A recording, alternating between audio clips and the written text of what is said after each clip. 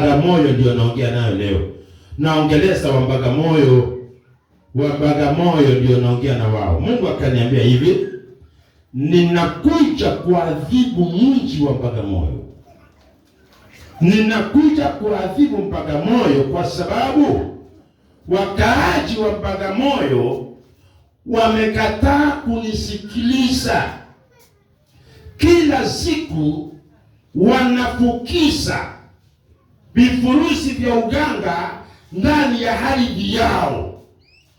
Kila siku wanaweka dawa za uganga ndani ya ardhi yao, chini ya miti na kule baharini. Usiku waganga na watu wabaya wanalala kupasua nyungu katikati ya mabarabara. Wanapasua nyungu, wanapasua nati, na wengine wanazunguka mji. Sasa Mungu anataka kubariki mji huu, lakini kila wakati Mungu anapokuja akitaka kutembelea mji, anakuta mji umefungwa. Wameweka madawa ndani ya ardhi, wameweka madawa mabarabarani, makutano ya barabara, kwa biashara zao wameweka dawa za uganga. Mungu akaniambia wamekataa kumtumainia, na akaniambia anakuja kupigana na wao. Mungu akaniambia watakaopona tu ni wale wanaomtegemea Mungu. Maajabu ni kwamba Mungu amenitembeza rohoni, nikatembezwa mpaka ndani ya madhehebu, ndani ya makanisa. Mungu akasema wengine wako makanisani wamefunga ilisi, wameweka madawa ndani ya nyumba zao, wamezingira nyumba zao na uganga, wameweka madawa ya damu. Kila siku kuku zinakufa, wanaangamiza vizazi vyao, wanaangamiza mji. Mungu akaniambia niwaambie Bagamoyo, acheni uganga ndani ya ardhi yenu, acheni uchawi, acheni kuangamiza mji.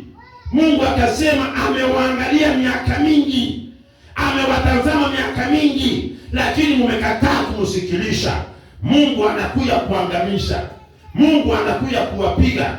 Mnaofanya biashara kutumia madawa ya uganga na uchawi na ushirikina, biashara zenu zinakuja kuanguka, uchumi unakuja kuharibika Bagamoyo.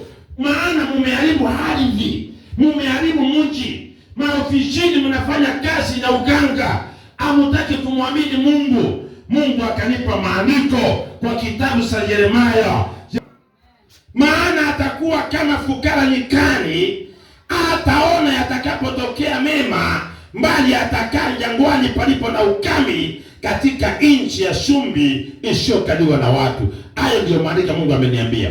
Akaniambia niseme hivi, anaenda kugeuza biashara za watu, anaenda kugeuza biashara zao. Wote wanaotegemea mwanadamu, wanaotegemea kazi ya wanadamu kubwa, mtu anamwamini Yesu lakini akona ilisi, akona kinga.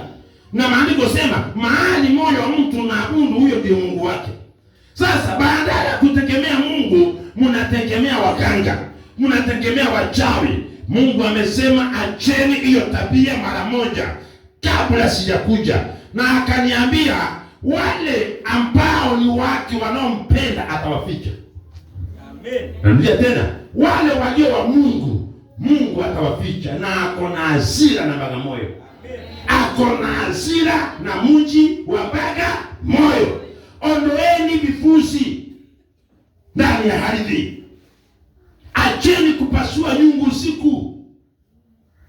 Mungu akaniambia kama kuna mahali kuna ulawiti ni Bagamoyo. Akaniambia wanaume waliooa badala wafanye mapenzi na wake zao kwa njia za kawaida, wamewarundi kuwalawiti, wanalala na wao kule nyuma. Mungu amekasirika, watoto wanaharibiwa nyuma na wanaume walio ndani ya cheo. Mungu ameghadhabika. Acheni ushoga, acheni usiangaji ndani ya mji. Mungu akaniambia wanawake wote wanaoendea waganga wanalala nao, hawataki kujua kama za watu. Wengine biashara zao hawategemei Mungu. Biashara zao zinaenda kukauka. Zinaenda kukauka. Lakini biashara za wenye haki zitasimama kwa jina la Yesu. Haleluya. Mungu ameachilia asili yake Bagamoyo. Wale mnamtaka kuona waganga wakifa baada ya nyingine. Biashara zitafungwa moja baada ya nyingine.